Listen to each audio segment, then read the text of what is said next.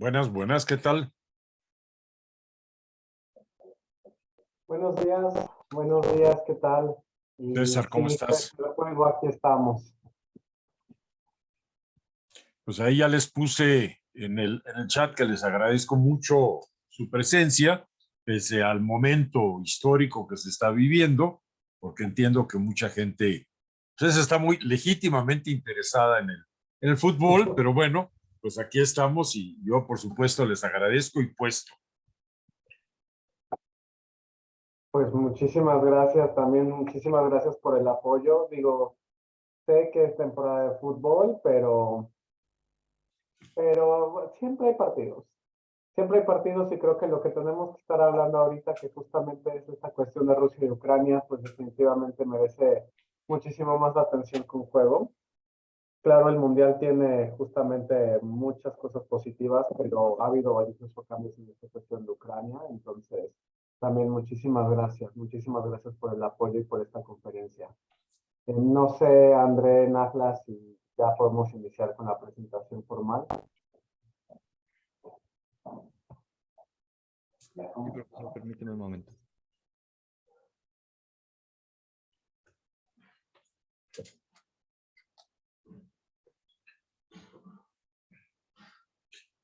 Pues cuando ustedes digan, empezamos. No es la idea de que sea algo tortuoso. Les agradezco mucho la invitación a platicar sobre este tema. Llama mucho la atención un conflicto de esta naturaleza en Europa en pleno siglo XXI, cuando de alguna manera uno pensaba que esto ya estaría superado. No es tan fácil verlo así. Todavía en la década de los 90 recordarán los conflictos internos en la antigua Yugoslavia, las tensiones y una guerra brutal, donde, bueno, Serbia se vio muy mal y en fin, es decir, estamos a finales del siglo XX, principios del siglo XXI y los conflictos. Entiendo que muchos de ustedes son estudiantes de Relaciones Internacionales, por lo que seguramente estarán con, digamos, algunas ideas muy frescas. No es mi campo, yo no soy un internacionalista, pero sí, digamos, trabajo todo el campo de las ciencias sociales y entonces me interesa la aplicación de ciertos principios metodológicos en el análisis de los fenómenos sociales, que pueden o no ser de carácter internacional. Antes que nada, me gustaría rápidamente hacer que creo que todos tienen que tener en cuenta. Y es que es inevitable traer a colación aquí al militar prusiano, teórico de la guerra, Karl von Clausewitz, quien señaló en el siglo XIX que la guerra es la continuación de la política por otros medios. Y en efecto, Clausewitz pensaba que la guerra moderna es un acto político. Y les pido que tengan esa idea en mente. Es un acto, una acción política. Y esa manifestación ponía en juego lo que él consideraba el único elemento racional de la guerra. En su concepción, los otros dos elementos de la guerra son, primero, el odio, la enemistad y la violencia primitiva, y segundo, el juego del azar y las probabilidades, que ahí es donde creo que tenemos que enfocar este problema. El caso de Ucrania y Rusia es desde luego a lo que ocurrió a partir de febrero de este año. Creo que todo eso lo tienen ustedes claro. Hay una relación histórica entre ambos países que se remonta pues más allá de lo que sería la Edad Media, en la que de alguna manera Rusia ha jugado un papel de potencia dominante a lo largo de los siglos, y ha tenido bajo su égida a muy diversos países. Sin embargo, y esto sí pido Ok, perdón, adelante, perdón, sí, por favor, alguien me quería hacer un comentario sobre la presentación, entonces, adelante. Ya con lo que dije de Clausewitz, ya tienen alguna idea de por dónde va. Adelante, por favor. Sí, gracias por la introducción, doctor. Buenos días a todos los presentes y bienvenidos a la jornada de conferencias de Unintermum 2022. A nuestro honorable presidio, el director del Departamento de Relaciones Internacionales, el licenciado César Hernández Alcántara, a la secretaria académica, Najla Abigail Ayala Cruz, le damos la bienvenida a todos los que nos acompañan de manera virtual. A nombre de la Universidad Internacional, el Departamento de Relaciones Internacionales y del Comité Organizador Unintermum 2022, le doy la más cordial bienvenida. El modelo de Naciones Unidas Unintermum tiene como principal objetivo fomentar la paz, las negociaciones y la solución pacífica de las controversias en todos sus delegados, creyendo firmemente que en esta experiencia será enriquecedora para su formación profesional. Es un gran honor para mí presentarles al ponente titular, a la ponencia titulada El conflicto Rusia-Ucrania entre la racionalidad, impartida por el doctor Felipe López Veneroni, miembro de la Asociación Mexicana de Investigaciones en Comunicación de la International Association for Media and Communication Research. Doctor, le damos la más cordial bienvenida y agradecemos que se encuentre el día de hoy con nosotros. El doctor Felipe Veneroni es egresado de la Facultad de Ciencias Políticas y Sociales de la UNAM. Obtuvo la maestría y concluyó los estudios de doctorado en Teoría Política y Social en la Universidad de Cambridge, Gran Bretaña. Desde 2007 es profesor, investigador, titular de tiempo completo definitivo, adscrito al Centro de Estudios Teóricos y Multidisciplinarios en Ciencias Sociales de la Facultad de Ciencias Políticas y Sociales y de programas de posgrado en Ciencias Políticas y Sociales y de Historia y Filosofía de Ciencia de la UNAM. Ha dirigido 4 proyectos de investigación institucional con apoyo de la UNAM en torno a la seminótica y práctica del discurso político. Es autor de La Ciencia de la Comunicación, Objeto y Método de Estudio, Trilas, y de Fiesta en Fiesta, Tradiciones Populares de México, Santilla. Ha coordinado los libros Intextos, la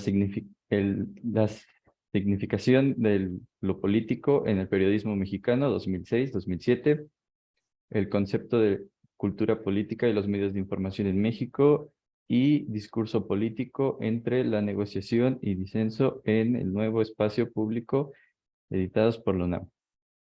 Y bueno, también me gustaría reconocer que ha participado previamente con nosotros en la exposición de su nuevo libro, que igual aprovecho para hacerle publicidad, lo pueden encontrar en Amazon, es acerca del conflicto Ucrania-Rusia. Listo. Muchas gracias. Muchas gracias a ti, André. Disculpen, me aventé pensando que ya más o menos se había presentado las cosas. Entonces, César, usted dígame si ya arrancamos. No hay ningún problema, digo, pasó esto, pues no pasa nada, pues usted está en su casa y con toda la libertad Muchas del gracias. mundo, adelante, por favor. Muchas gracias. Advierto que luego me aparece en pantalla una cosa que dice su conexión a Internet es inestable. Y yo diría que las relaciones del mundo son inestables también. Entonces, disculpen si de repente se queda congelada la imagen, pero podemos retomar las ideas. Me había adelantado señalando a von Clausewitz, que fue un autor importante, un militar prusiano, justo en una época en la que todavía Alemania ni siquiera estaba unificada como país, pero que apuntó, digamos, hacia esa cosa y veía la importancia y la inevitabilidad, lamentablemente, de la guerra, de la realidad política. La idea de que la guerra es la continuación de la política por otros medios nos lleva a pensar en un marco referencial para entender de entrada un poco lo que está ocurriendo en este conflicto de Rusia y Ucrania. Pero uno tiene siempre la perversión en el campo de las ciencias sociales de pensar desde un horizonte teórico metodológico hablar de pensadores como Carlos Marx y toda la visión del materialismo histórico como método de trabajo, o el modelo sistémico funcionalista, que parte de la idea de teoría de sistemas, relaciones orgánicas entre diferentes fuerzas, o bien, digamos, algunos acercamientos mucho más pragmáticos. Uno de estos autores fundamentales, desde mi punto de vista en las ciencias sociales, es Max Weber. Él muere en 1920. El modelo de la hermenéutica en ciencias sociales. Suena muy denso, pero la hermenéutica no es otra cosa que tratar de entender la relación de un texto en su contexto y cómo el contexto influye en el texto. Entendiendo por texto no solamente aquello que se escribe, no solamente un discurso, no solamente una obra de arte, también una acción. Y aquí es importante Weber porque nos recuerda algo que digamos es fundamental. Ambos autores señalan que la historia se hace a partir de la acción social. En este proceso de acción, por supuesto, se va consolidando ciertas estructuras de poder, ciertas instituciones, por ejemplo, el Estado, la Iglesia, la familia, la escuela, ¿no? Ciertas formas de organización que buscan darle congruencia y estructura a las relaciones sociales, pero lo que vemos a lo largo de la historia es continuamente la movilización de las personas, de los actores sociales, por eso más que hablar de sujetos, que hacen que las cosas ocurran, que las cosas cambien. El problema de la acción es que, ¿cómo la estudias? ¿Cómo detienes lo que está ocurriendo para tratar de analizarlo? Obviamente es muy difícil. La vieja teoría del método científico parte de la premisa que hay que buscar siempre relaciones causales, causa-efecto. Esto se debe a esto otro por este motivo. Esto se debe. Esto está bien en las ciencias naturales, donde digamos existen predecibles y entonces se pueden establecer ciertos principios axiomáticos, ciertas leyes que más o menos nos permiten explicar el mundo. Pero en la realidad social ocurre algo muy distinto. Esto que ocurre es que las acciones sociales, antes que nada, están cargadas de sentido, de significado. No son meras acciones que surgen del instinto o surgen de manera natural, espontánea, como hace una previsión, hay una prefiguración, hay una concepción y luego hay una reconfiguración. Ustedes mismos están estudiando una licenciatura porque seguramente tiene un significado para ustedes. No solo estudiar una carrera profesional, sino esta carrera en particular. Entonces, sea que este sentido sea muy pragmático, sea que es un sentido mucho más denso y complejo, lo cierto es que nadie estudia una carrera simplemente por estudiar una carrera. Siempre hay un tipo de racional. No crean que me estoy desviando, ahorita regresamos al tema. Desde luego, empiezo por apuntar que la guerra, acuérdense de lo que decía Clausewitz, es una acción. Y es una acción política cargada de sentido, cargada de significado, que eso es a lo que quiero llegar. Weber sostenía que para entender la acción social había que hacer una tipología, y esta palabrita se las dejo en el chat, nada más para que la tengan por ahí. Una tipología es un conjunto de premisas o de normas generales que se pueden aplicar a cada caso. Él decía Weber, bueno, hay acciones, digamos, que surgen a partir de la tradición, de la repetición tradicional, ir a misa, persignarse, etcétera, que no necesariamente son, digamos, de un gran peso social. Hay acciones que surgen de la cuestión pasional, un crimen, un asesinato político, un asesinato entre una pareja, por celos o lo que sea. Pero hay ciertos tipos de acción que nos interesan. Lo que él llamaba la acción con arreglo a fines y la acción con arreglo a valores. No es que éstas sean separadas, sino que cada una merita un peso específico de análisis. Para él, la acción con arreglo a fines es aquella donde el objetivo último es mucho más importante que los medios para lograrlo. De hecho, importa más controlar, por decir algo, la contracción de la economía que las condiciones que esto va a que esta lucha, digamos, contra la inflación va a tener. La acción con arreglo a fines está regida por lo que llamaba Weber una racionalidad instrumental.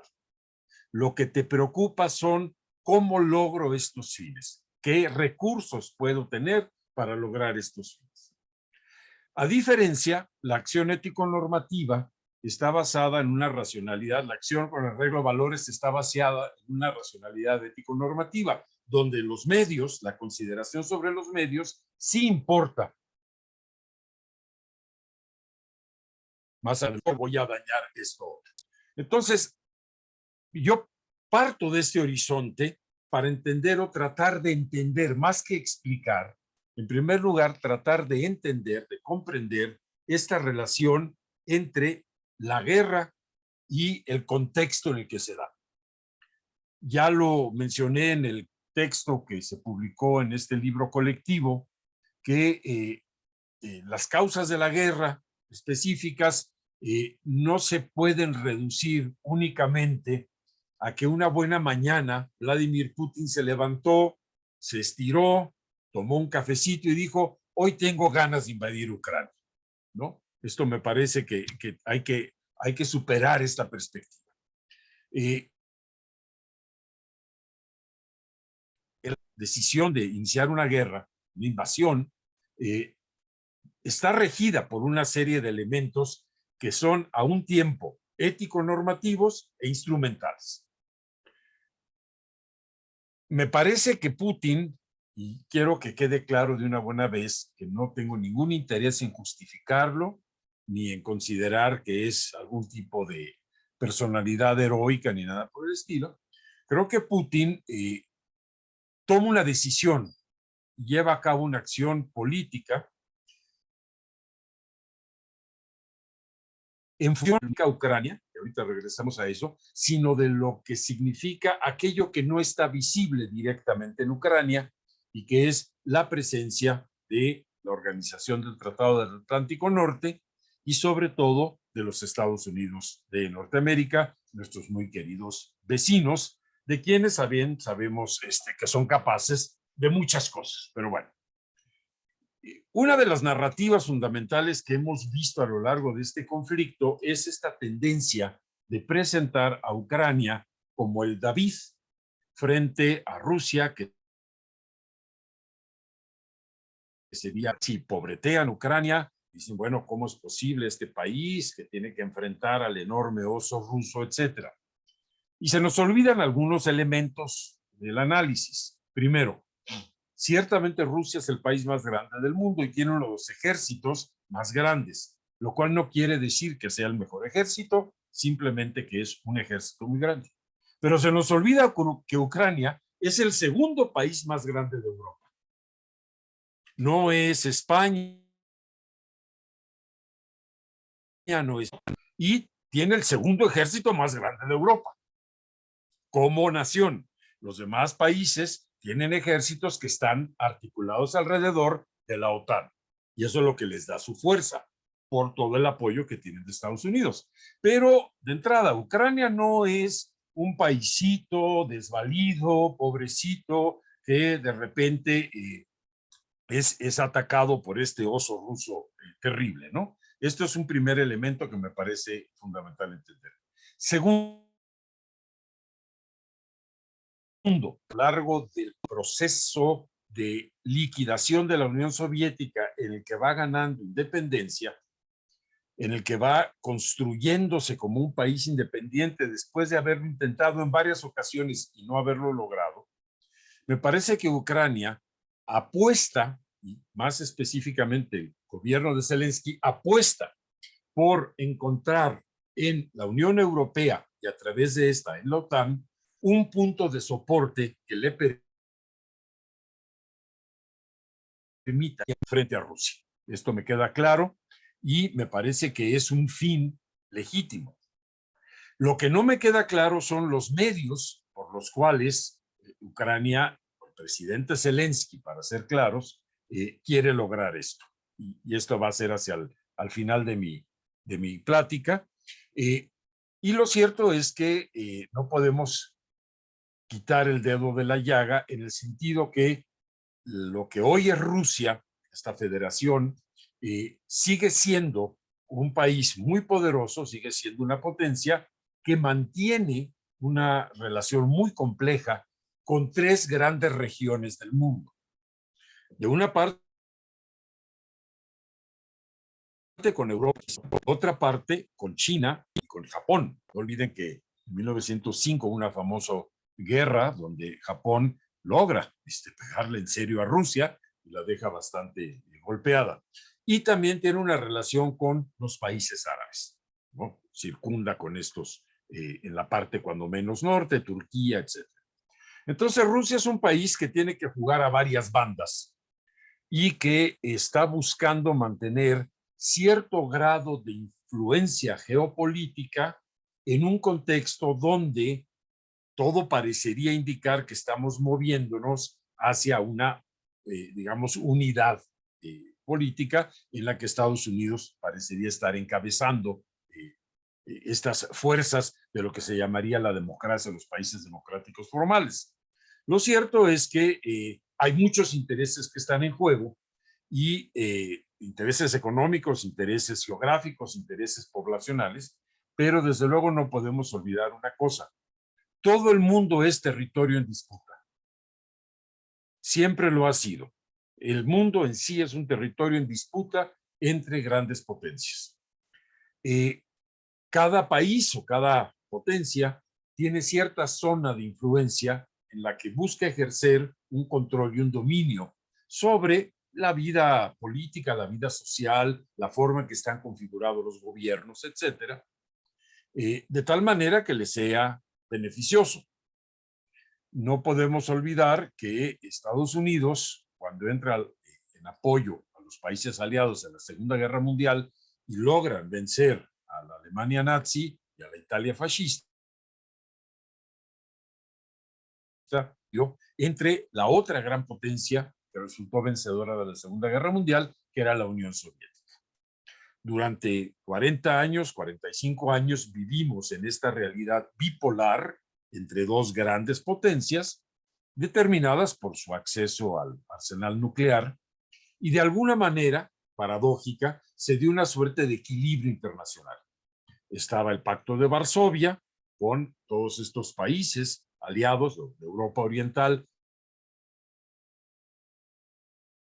aliados con la Unión Soviética, y los países de Europa Occidental, aliados con Estados Unidos, a través de la OTAN.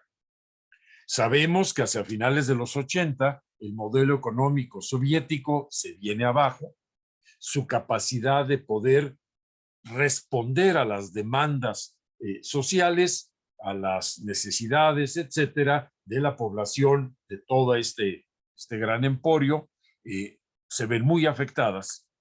Y finalmente, la Unión Soviética,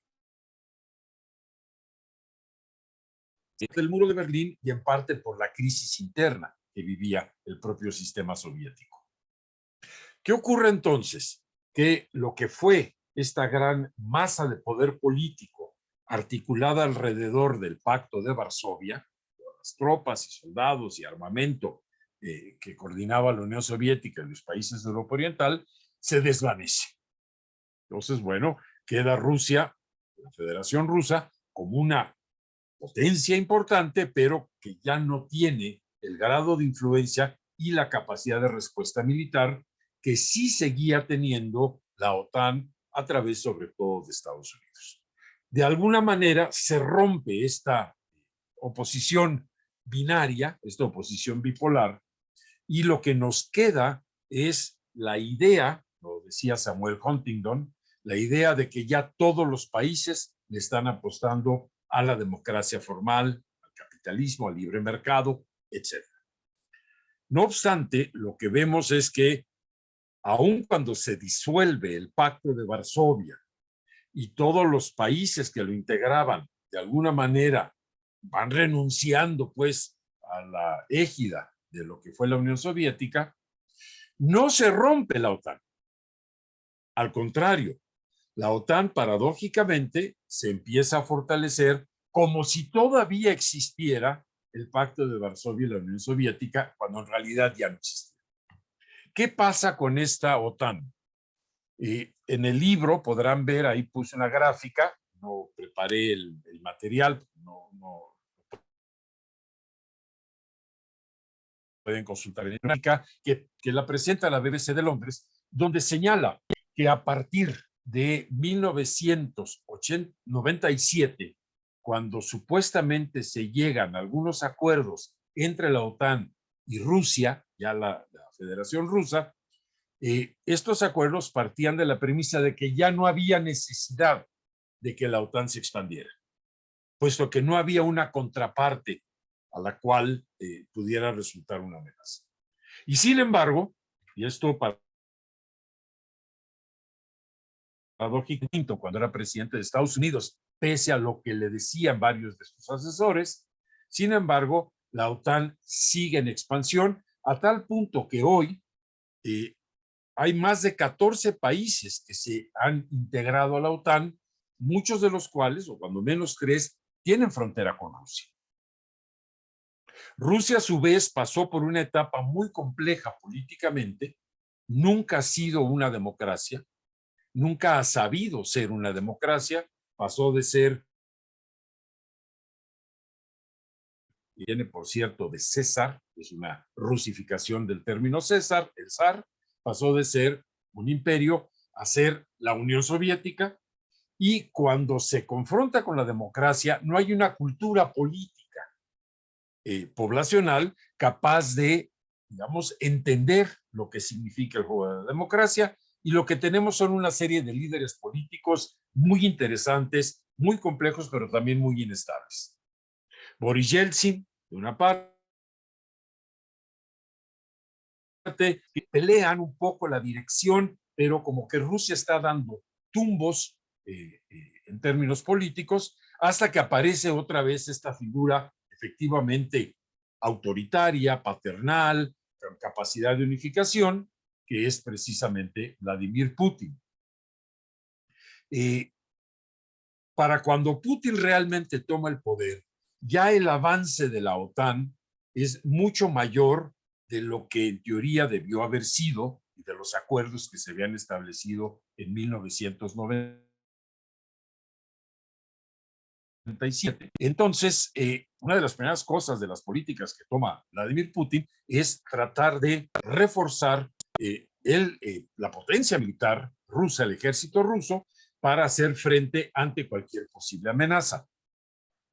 No podemos olvidar, y quiero desviarme un poquito, de algo que ocurrió justamente en nuestro continente en los años 60. Cuando triunfa la Revolución Cubana, que en un principio no se declaraba plenamente marxista, un poco el mensaje de este nuevo Batista, es decir, te apoyamos siempre y cuando permitas que continúen todos los negocios, todas las actividades de la mafia norteamericana en la isla del Caribe. Castro se niega a esto, entra en una relación muy tensa con Estados Unidos y eso lo lleva a acercarse a la Unión Soviética. De hecho, no es casual que Las Vegas, todos esos grandes centros de juego en Estados Unidos, haya comenzado a florecer después de la Revolución Espacio en Cuba para poder llevar a cabo sus actividades. Entonces se trasladan precisamente a Nevada y se concentran en lo que es Las Vegas. Pero bueno, Castro empieza a trabajar al unísono con los rusos, con los soviéticos, y una de las cosas que ocurren justamente en el 62 es que la Unión Soviética empieza a enviar material para construir bases de lanzamiento de misiles con ojivas nucleares desde Cuba.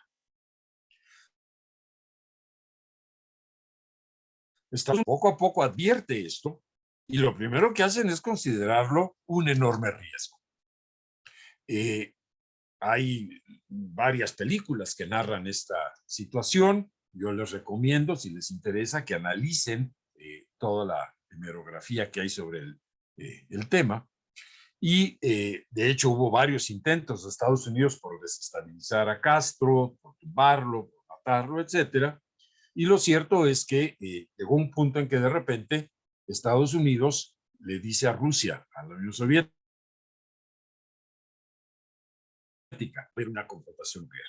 Y estuvimos efectivamente al borde de la guerra nuclear entre 1962 y 63. Dato aparte, es cuando Bob Dylan escribe It's a Hard Rain Gonna Fall.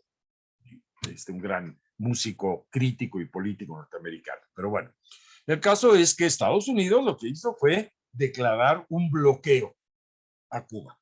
Bloqueo que no ha levantado, vale la pena señalar. Y este bloqueo lo que hacía era cualquier tipo de barco, relación comercial, etcétera, no invade la isla, pero literalmente la nulifica y a la fecha tiene este bloqueo sobre Cuba. Bueno, la pregunta que yo les hago es, ¿qué esperarían ustedes que hiciera Rusia cuando tiene la presencia de la OTAN tan cerca de sus fronteras y de repente Lituania y 2, 3 países ahí, todavía Suecia y Finlandia no forman parte, pero andan en esta lógica, pero de repente que Ucrania, que es el segundo país más grande de Europa, que tiene, de repente forme parte de la comunidad europea como tal y a partir de ahí tenga derecho a formar parte de la OTAN. Que por cierto, en 2008, el presidente de Ucrania, antes de que llegara un presidente prorruso, había hecho estas primeras gestiones. Yo creo, y eso es lo que sostengo en mi texto, que más allá de ver las cosas desde la perspectiva ético-normativa, es decir, del soberano a tomar decisiones sobre su política exterior y decidir con quién se alía o con quién se asocia, hay que verlas desde el punto de vista de la racionalidad instrumental. ¿Qué consecuencias tienen las decisiones que yo como político tomo respecto de mi país? ¿Qué consecuencias tiene, piensen ustedes, por ejemplo, en Lázaro Cárdenas, nacionalizar el petróleo? ¿Qué consecuencias tiene declarar un embargo o simplemente subir aranceles a otro país? Vamos, ustedes como internacionalistas lo sabrán, aquí diga, los mexicanos para venir acá tienen que tener visa para que en reciprocidad México diga, bueno, los de ese país que quieran venir a México también van a tener que tener visa. Esto ocurre, pues, es parte de la lógica instrumental de las relaciones internacionales. Y regreso, pues, repito, no a defender a Putin, sino tratar de comprender el contexto. ¿Qué hubiera significado para Rusia que de repente Ucrania, el segundo país más grande con el que tiene una enorme frontera, formara parte de la... Bueno, un riesgo permanente de su seguridad nacional. Y esa es la pregunta que yo me hacía. Zelensky es un presidente popular. Proviene del ámbito del espectáculo. Pensemos un poco en Adal Ramones como presidente en México. Quiero ser un poquito generoso. Creo que Zelensky es un poco más fino que Adal Ramones, pero bueno, finalmente era un actor que tenía un programa de televisión donde impersonaba a un presidente y un poco se burlaba de la burocracia política y de toda esta cuestión.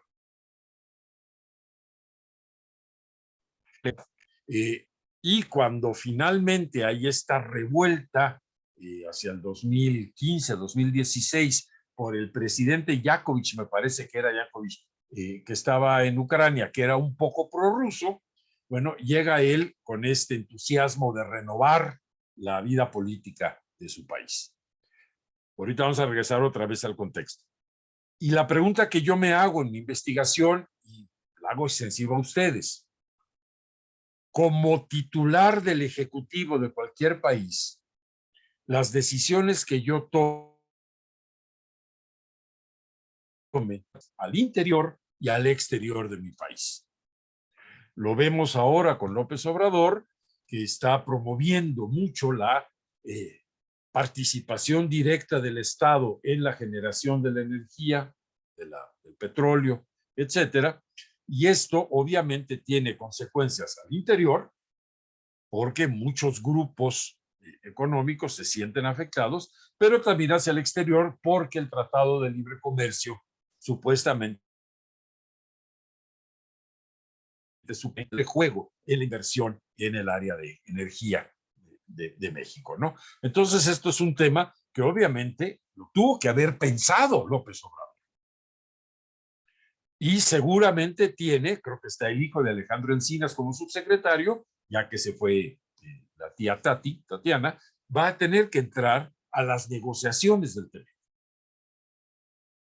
Mi pregunta es si Zelensky, cuando pide este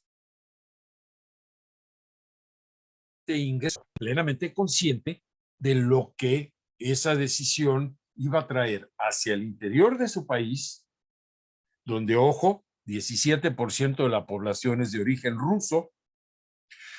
En México, para darles una idea, el 10% de la población forma parte de comunidades originarias. Entonces, estamos hablando de más de 10 millones de mexicanos que forman parte de comunidades originarias, tzotziles, mayas, etc. En momento de una población de arriba de 50 millones, o sea que no es una minoría, digamos, insignificante, ¿no? Hay una minoría importante cuyos derechos en una democracia deben ser tomados en cuenta. Entonces, lo primero es si estaba consciente de los efectos que iba a tener esta propuesta, esta acción política al interior de su país. Y segundo, si estaba consciente de los efectos que iba a tener en sus relaciones internacionales. Por eso, y repito, no es una forma de justificar a Putin o de criticar a Zelensky. Ambos me parecen personajes dudosos, pero la pregunta es, ¿realmente tenía conciencia de lo que iba a ocurrir al hacer esa petición? Y pongo dos hipótesis que no puedo demostrar porque, bueno, eso ya es otro tipo de trabajo de investigación. La primera es que desde Estados Unidos y desde la OTAN presionaron a Zelensky para que tomara ese paso y le dije, pensamos que va a reaccionar, no te preocupes, te vamos a apoyar. Y efectivamente harán eso. La otra hipótesis es que sin haber consultado a sus posibles aliados, Estados Unidos y la OTAN, el propio Zelensky haya querido forzar la situación para que al entrar en conflicto con Rusia, inmediatamente los países de la OTAN y Estados Unidos se volcaran para arroparla. Estas me parece que son las dos decisiones, las dos hipótesis. Hasta antes de estas decisiones de Zelensky, no vimos una intención específica por parte de Rusia de atacar Ucrania.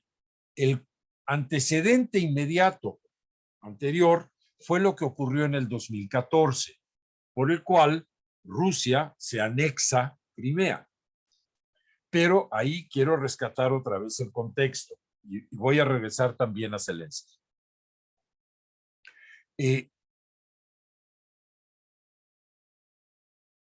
Ucraniana, que es de origen ruso o que está ligada a Rusia de alguna u otra manera, y esta población se concentra precisamente en estas repúblicas o en estas zonas de Ucrania que están en disputa, entre otras precisamente en la zona de Crimea. Una de las cosas que ha ocurrido en Europa y también en Estados Unidos y en Brasil, y no me dejarán ustedes mentir, es el resurgimiento de grupos ultranacionalistas. por regla general con la derecha. Es decir, están planteando tesis y argumentos muy ligados a toda esta filosofía de la superioridad o la pureza racial, de tal manera que solamente los que son propiamente ucranianos tendrían derecho a ser ucranianos, como en Estados Unidos hemos visto estos grupos que apoyan a Trump y que dicen, si no eres genuinamente un white anglo-saxon protestant, realmente no eres un norteamericano, ¿no? Y hay esta tendencia a discriminar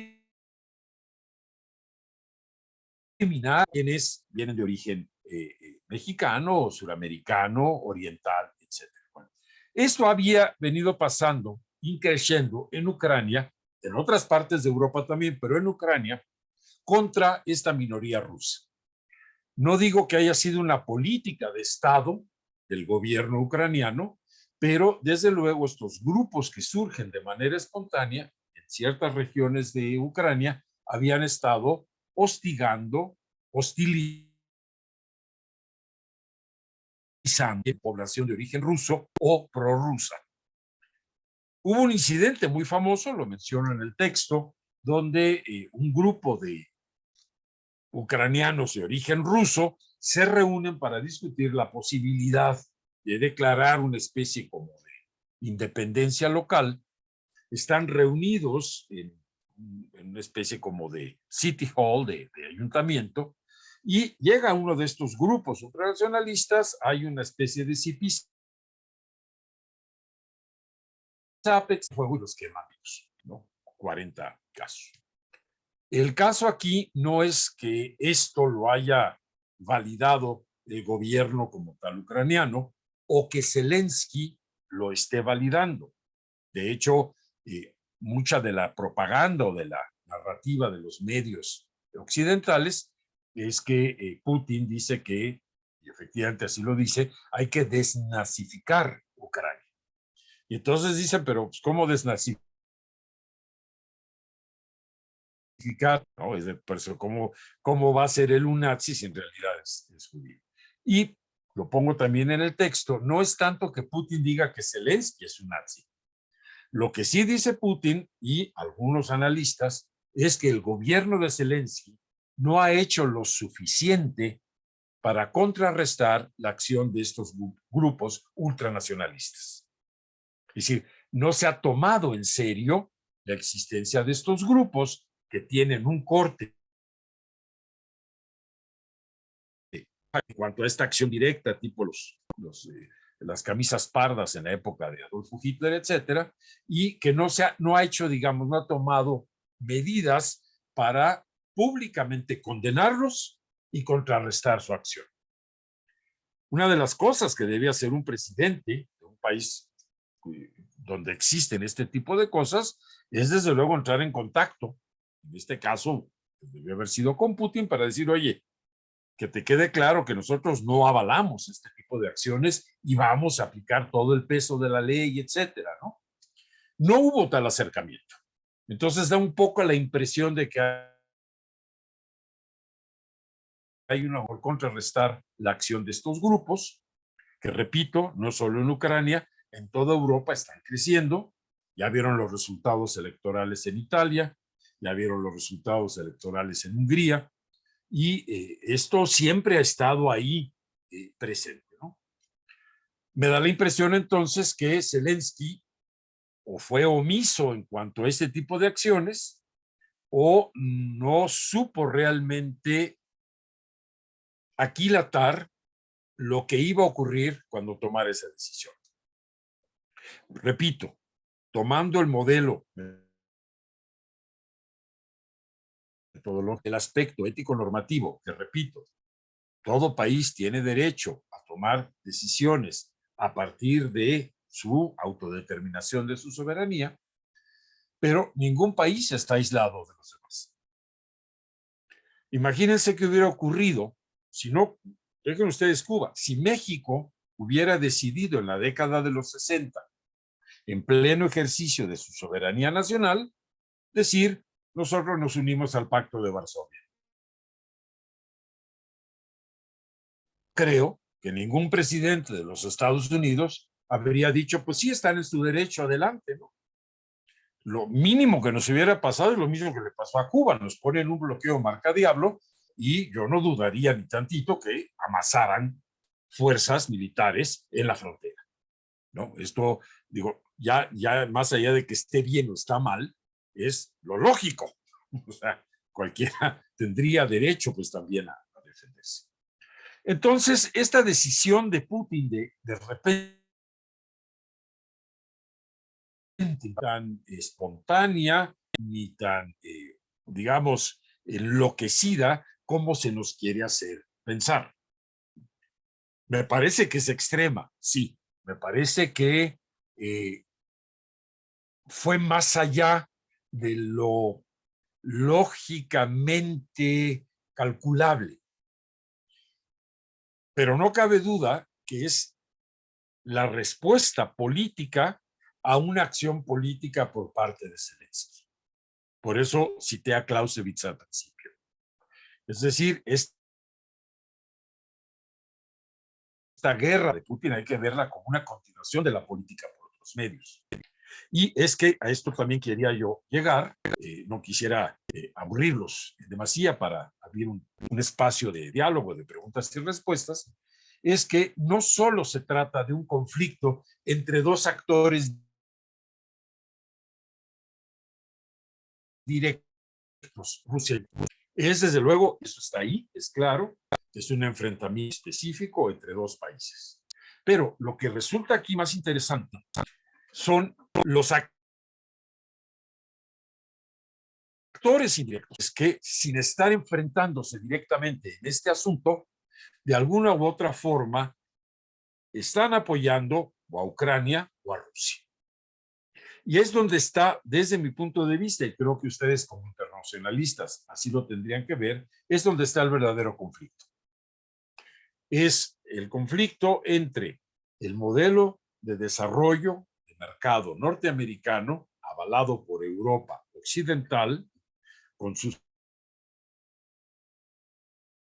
aliados de la OTAN, frente a otro modelo, yo no lo defiendo, ni uno ni otro, que es este modelo donde Rusia, China y me atrevería a decir que algunos de los países árabes, si quieren considerar a Turquía en esa lógica, la propia Turquía, lo que buscan es contrarrestar el desarrollo de Estados Unidos y de los países de Europa Occidental para construir un bloque que no los haga. Bien lo sabemos nosotros, que ahora formamos parte, bueno, desde el TLC, ahora del TEMEC, formamos parte de este mercado norteamericano, que estamos en una gran desventaja. Realmente nosotros como país no podemos competir con las mismas condiciones de producción, salariales, de bienestar, etcétera, de Estados Unidos y Canadá. Entonces sí, estamos en el concepto del Tratado de Libre Comercio, pero estamos con un subalterno y supeditado, que es justo lo que no quisieran China, Rusia y, me imagino, Turquía y estos otros países, ¿no? Lo que podría llamar este bloque, no es que sean anticapitalistas, pero que dicen no queremos entrar en desventaja con o respecto de Estados Unidos y Europa Occidental. Y creo que ahí es donde está la verdadera raíz del conflicto. Lamentablemente, Ucrania se nos presenta como un tablero de ajedrez sobre o un campo de fútbol, si quieren usar ya más, donde, digamos, se están disputando muchas otras cosas más allá de la soberanía de Ucrania o la seguridad nacional de Rusia, ¿no?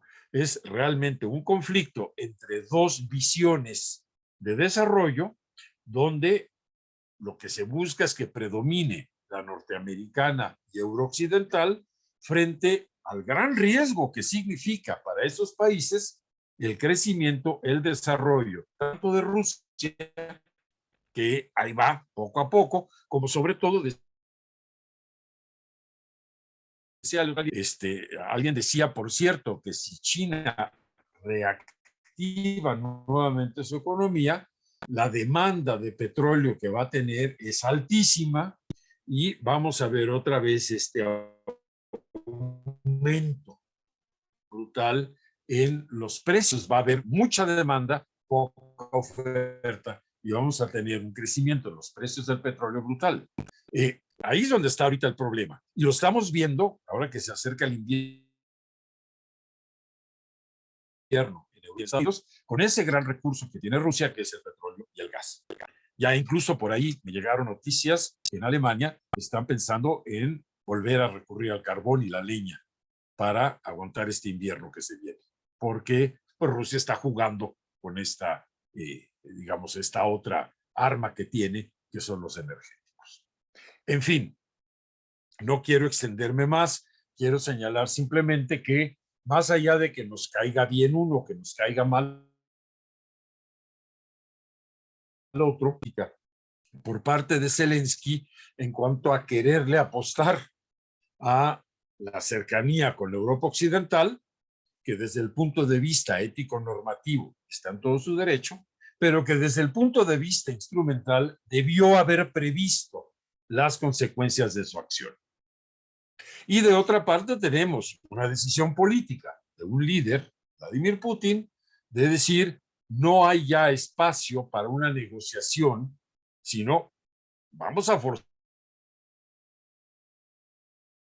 específicamente en un estado de guerra.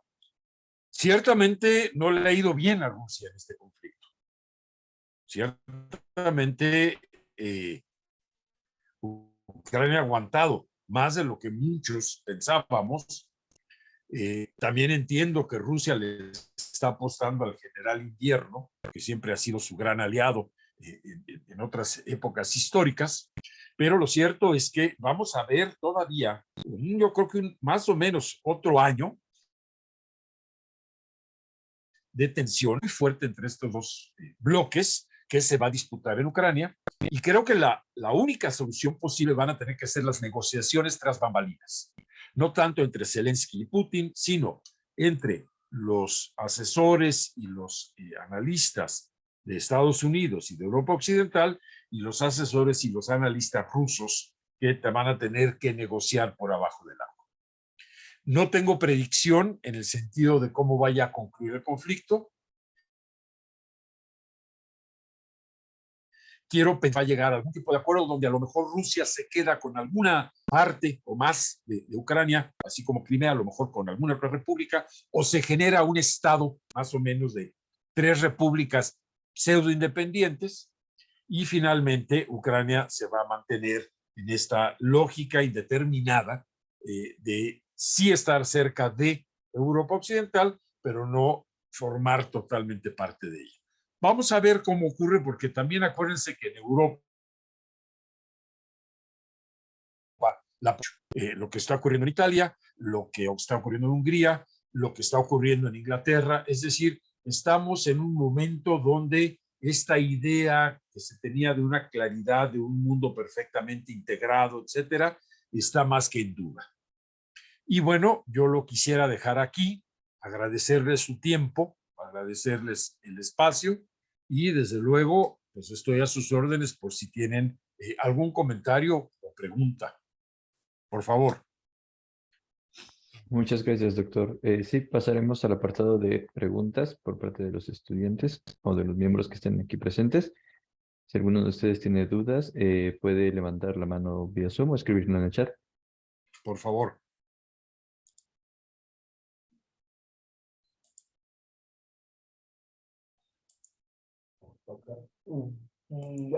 Ok, Milene. Milene Ríos, por favor. Hola, buenas tardes. Buenas tardes. Bueno, una duda que surgió, justo mencionaba antes que las acciones que se tomaron fueron muy extremas y evidentemente nadie está contento con las situaciones o el daño a la población que se ha ocasionado justamente por los derechos humanos. Pero entonces, ¿cuál hubiera sido una medida que tal vez no hubiera sido tan drástica, pero sí hubiera generado resultados pues fuertes que evitaran este conflicto armado? Es una muy buena pregunta, Lene. Yo creo que uno de los temas fundamentales es que debieron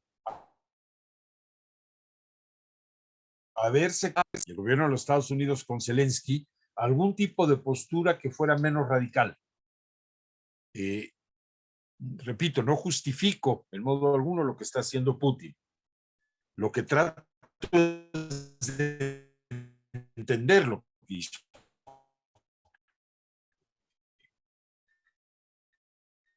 Y lo entiendo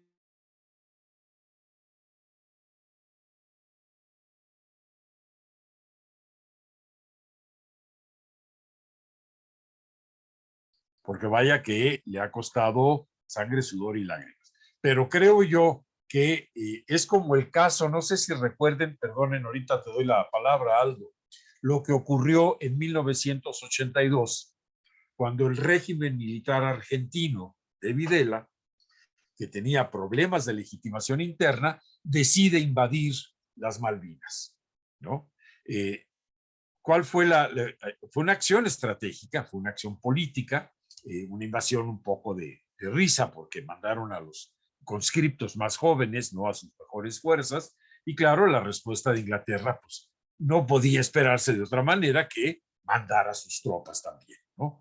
Entonces un conflicto armado, bueno, finalmente ahí salió debilitadísimo el ejército argentino, la junta militar, y acabó cayendo la junta militar. No justifico que Inglaterra tenga un pie metido en las Malvinas, pero lo cierto es que volvemos a esto. Una cosa es lo ético normativo y otra cosa es lo técnico o lo práctico instrumental. Entonces, en tu respuesta, Milene, creo que lo que habría evitado la guerra es seguir el camino diplomático, acercamiento con Rusia, acercamiento con Zelensky, que las Naciones Unidas hubiese tenido un papel mucho más activo, proactivo. Lamentablemente, pues cada vez es más ineficiente el papel que está jugando Naciones Unidas en los conflictos internacionales, ¿no? Entonces, no tengo realmente una respuesta más decirte eso, ¿no? Creo que debió haberse, por parte de Zelensky, consultado mucho más la decisión y por parte de los países de la OTAN, medir con mucha más inteligencia cuál podría haber sido la respuesta de cualquier país, pero más de Rusia, ante una situación así. Y tratar de ir negociando, consensando. Oye, si nosotros le ponemos un alto a los grupos ultranacionalistas y garantizamos la seguridad de la población rusa en Ucrania, ¿estás de acuerdo? Entonces, a cambio de esto, solicitamos tal otra cosa y por ahí se puede ir construyendo algo, creo yo. Aldo. Sí, buenas tardes, doctor. Buenas tardes. Tengo dos preguntas. La primera sería, ¿por qué a Rusia le conviene que haya territorios separatistas? Y la segunda sería, toda esta cuestión que se ha venido dando de los misiles que se están aventando entre ellos y que incluso se desvió uno o lo desviaron hacia Polonia, ¿cree que pueda esto hacer que se detone algo mucho más grave a escala mundial ya? Pues Aldo, es otra vez muy buena pregunta. En cuanto a la primera, a Rusia le conviene desde luego tener influencia cada vez, digamos, o no perder influencia en la zona geopolítica de Europa Oriental y precisamente en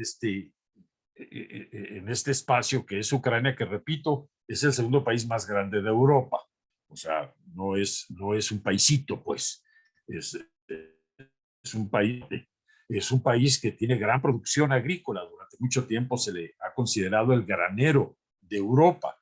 De hecho, uno de los temas que se ha discutido es que Ucrania produzca granos que se envían al África, donde hay precisamente condiciones de sequía terribles. Entonces, una de las cosas que yo creo que le interesa a Rusia es mantener su presencia política para decir, no es que aquí mande yo, pero aquí mis charrones también truenan. No todo es nada más del lado de Europa Occidental y Estados Unidos. En cuanto a lo segundo, efectivamente, en la medida en que existe arsenales nucleares en Inglaterra, en Francia, en Estados Unidos, en Rusia, ahora parece que ahí van trabajando en esa línea Irán y Corea del Norte, China, estamos en cualquier momento estamos en riesgo de que sí pueda haber una debacle nuclear. No es algo deseable, pero no sabemos tampoco cómo pueda reaccionar un político, y pienso en Putin en este caso, que se sienta acorralado, ¿no? Ya él lanzó esa amenaza. Los chinos dijeron, a ver, bájale tantito, bájale 2 rayas, pero si basta un error mínimo de cálculo para que si en un instante alguien pueda utilizar o recurrir a armas nucleares, y entonces la respuesta del otro lado tendrá que ser análoga. Y ahí sí, pues que, lo digo a los que crean, que Dios nos agarre confesado, y a los que no crean, pues bueno, busquen un buen agujero, porque sí se puede poner efectivamente muy fea la cosa.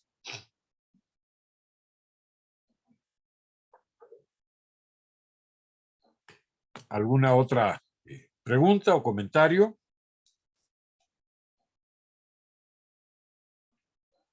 Pues entonces yo les agradezco mucho, César, muy amable, André, Naya, Abigail, por la invitación. Espero que haya tenido alguna relevancia y que vean esto no tanto como un conflicto entre buenos y malos, entre blanco y negro, entre, digamos, el pobre de Zelensky y el malvado de Putin, sino entender las cosas más como una tensión dinámica entre intereses internacionales, donde lo que está en disputa es la capacidad de influencia geopolítica de 2 grandes potencias en un territorio mutuo, de mutuo interés, que es precisamente Europa.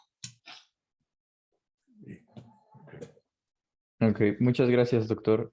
A través del Departamento Académico de Relaciones Internacionales, nos complace otorgarle el presente reconocimiento al doctor Felipe López Veneroni. Veneroni, sí, gracias. Veneroni, sí, por la conferencia impartida El conflicto Ucrania-Rusia entre la racionalidad ético-normativa y racionalidad instrumental, impartida de manera virtual el día 22 de noviembre del 2022 en el marco preparatorio del modelo de Naciones Unidas UNINTERMUN 2022.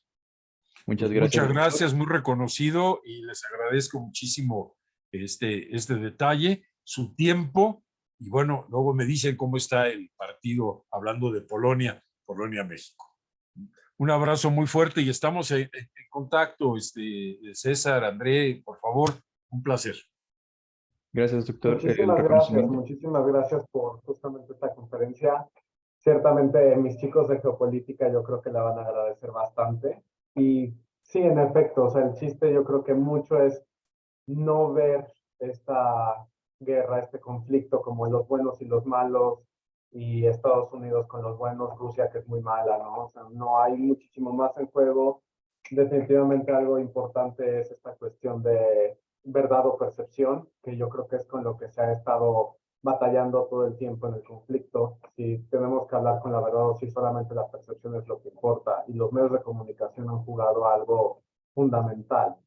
Entonces, fue muy, muy buena la conferencia. Muchísimas gracias. Y aquí estamos, es su casa, y lo que guste, por supuesto que estamos a la orden, ¿vale? Muchísimas gracias y un abrazo muy fuerte a todos por su generosidad y su tiempo. Gracias, gracias.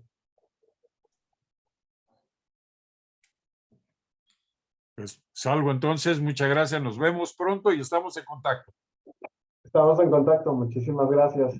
Y pues, chicos, también gracias por asistir a la conferencia. André, no sé si quieras decir algo más. Que nos espera otra conferencia, me parece que a las 4.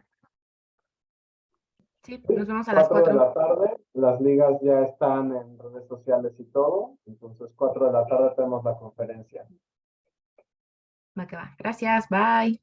Perfecto. Bye. Gracias, buen día, hasta luego. Hasta luego, gracias, cuídense.